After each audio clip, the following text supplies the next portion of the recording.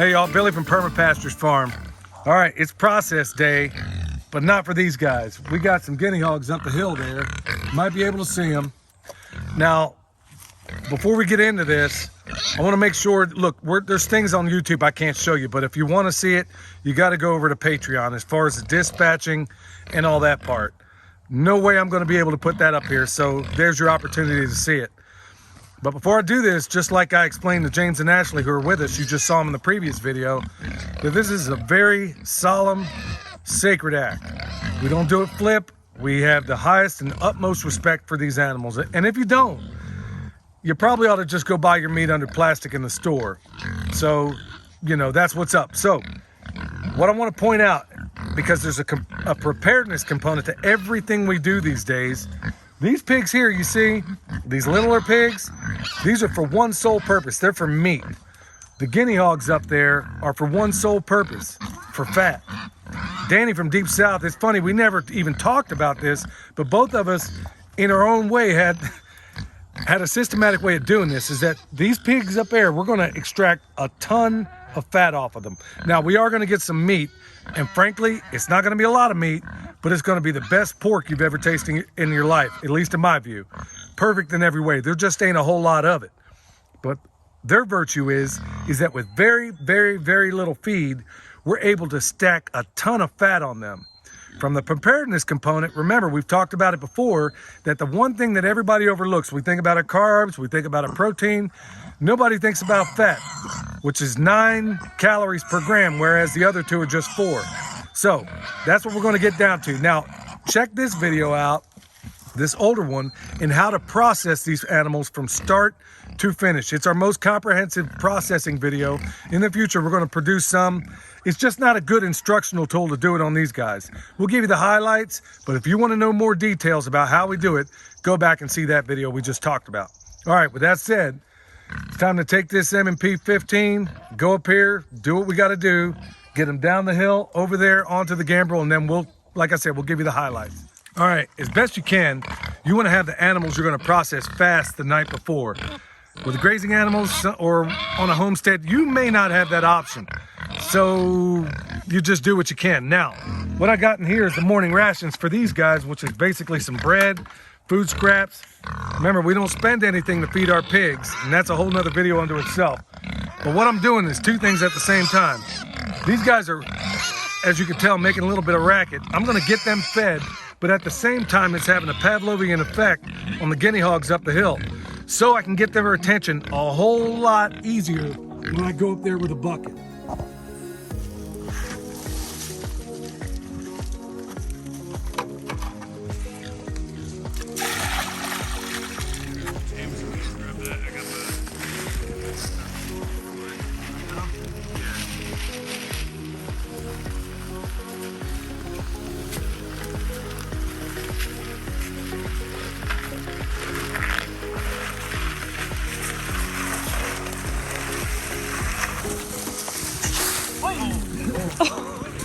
Okay, yeah, that was a good fall. We're there now. All right, so here's the first one. This is the bigger of the two. I always like to start with the bigger ones first, because as you run out of steam in the end of the day, well, it's things like that that make the difference. Okay, so now we got this old weight rack that really, well, this is Michelle's weight rack, so today she won't be working out. It's gonna be out here. We got a gambrel set up there, and all we're gonna do is hang this animal up, get him up in there, and we're gonna gut, skin at this point. Then we'll cut him down the sagittal plane, which means like right down the middle, okay? So we got this one over here. Once we get it hanging, we'll get the other one over, and then it's off to the races. Now, the way we're doing this, I know there's a number of people out there that asked if they could come here and do this. Look, y'all, I am trying. In the future, I plan, one of the many ideas for this place is to have a butchery school. We're not there yet. So I'm teaching as many people in very small classes as I can so they can get one-on-one training. So that's exactly where we're at today. I think we're gonna have a few more people show up, but by and large, I'm trying to keep these classes very, very small, very intimate, and put out people that are very, very competent, okay? That's where we're starting. So that's the next thing. Okay, y'all, here's another way of going and putting it on a gambrel. I never did this before, and I saw it for the first time from Jason at Sow the Land. I don't know where he got it from, but that's where I saw it. So I'm going to make sure I give credit to whom it's due. Now, the only thing is with this type of gambrel, I mean, we had a pretty hefty hook kind of gambrel. So regardless, I'm going to go ahead and tie wrap this thing here, because if it goes wonky on you, you don't want the whole thing falling to the ground.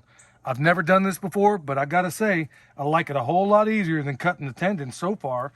I've seen it hold the weight of a much, much bigger pig, and we're going to see if it works here. Turn. Perfect.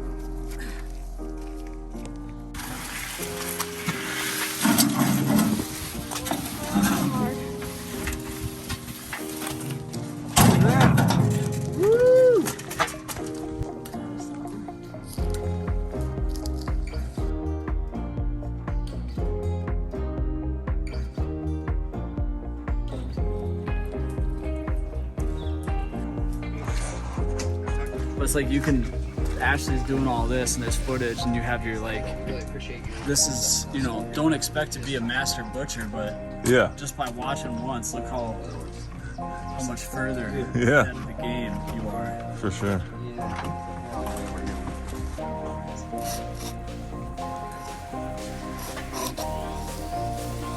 You just took the words out of my mouth. Yeah. You All right, good? y'all. So here's one of the other cool parts of having a butchery day is good friends come over. This is Ben and Denise at Renewed Homestead. Go and check them out. They're doing some awesome stuff.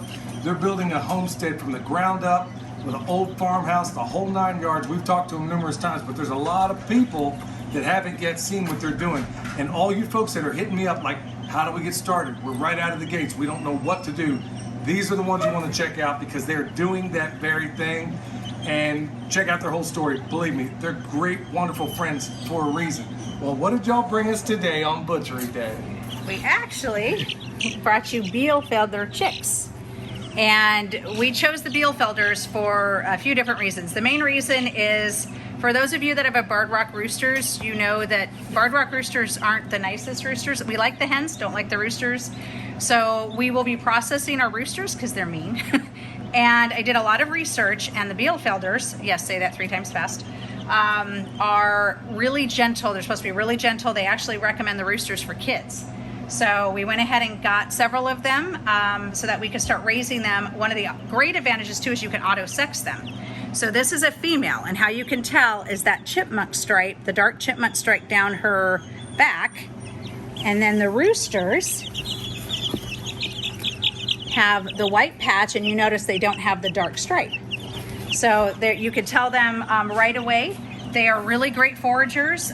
They're good egg layers. They're a good dual-purpose breed. But the main reason we wanted them was because they're supposed to be very gentle.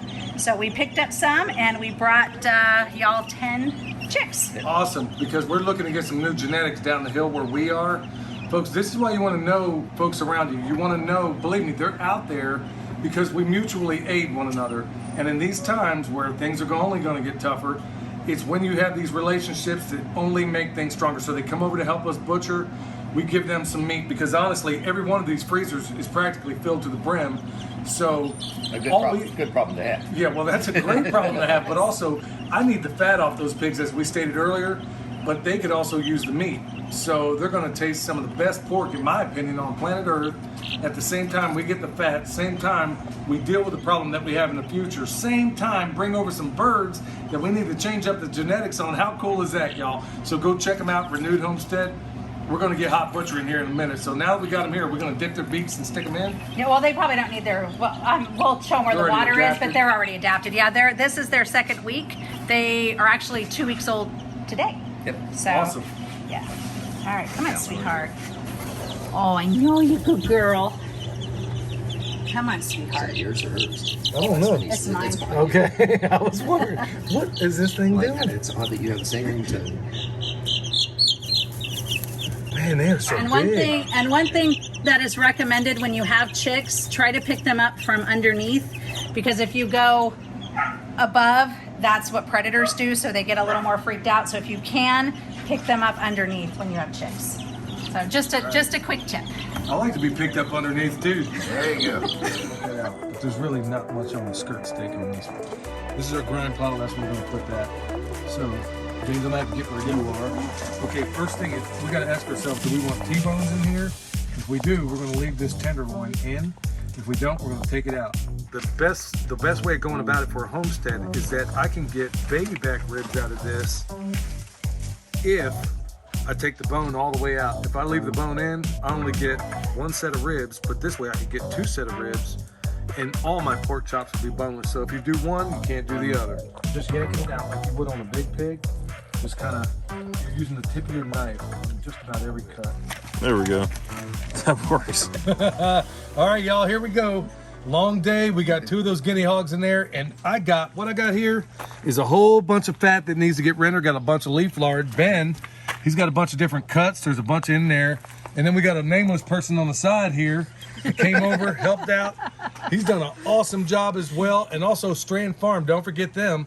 They everybody walked away with half a pig today. And the biggest reason, y'all, is because the freezers are so full that we really don't have room for it all. But we've got room for this fat. And like I said, go back to your preparedness. Fat is the thing that everybody neglects. Yes. So how cool is that, y'all? So here it is. Like I said, check them out. You know, we've already given you the signs up there. These are the people you definitely want to check out. I don't know where that sign is. I see something out of nowhere just wiggling. Oh, okay. Yeah. The person that cannot be named. He's like Voldemort up here. So, all right, y'all. Well, Remember, we had a day of chicks and of meat. It was a chicks good and day. meat. Chicks and meat. Chicks and meat. Yeah, I'm gonna leave that one alone, y'all. So, Let it go. that sounded better in my head. hey, and it wasn't even me or Ben that said it. That kind of stuff's coming out of either one of us half the time. Usually. So it's been a good time. Hey, y'all, remember, check them out. If you need anything, we got the bone sauce, we got comfrey. Go to the website to get all that stuff. Remember, check our description box down below. Check us out on Patreon. And there's also a floating sign around here that says a little something here and there. All right, y'all, we'll see y'all next time.